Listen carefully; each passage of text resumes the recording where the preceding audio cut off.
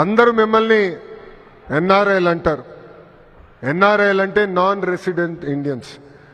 కానీ మీ లోకేష్ మిమ్మల్ని ఎంఆర్ఐ అంటారు, అంటే మోస్ట్ రిలయబుల్ ఇండియన్స్.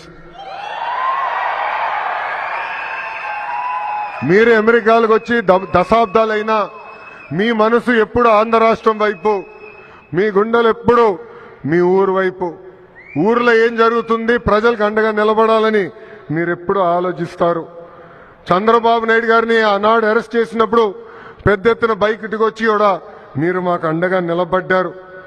సొంత రాష్ట్రం పైన ప్రేమ ఉంది కనుకనే మీరు ఆ రోజు ఎన్నికలు ఉన్నాయంటే కొంతమంది 6 నెలలు సంవత్సరం ముందలొచ్చి ₹1 కానీ ఒక్క పదవి ఆశించకుండా మాకు మీ అండగా నిలబడ్డారు. అందుకే ఎప్పుడు లేని విధంగా 94% సీట్లు కూటమి ప్రభుత్వం కైవసం చేసుకుంది. 175కి 164 సీట్లు మనం కైవసం చేసుకున్నాం. రికార్డులు బద్దలు కొట్టాం.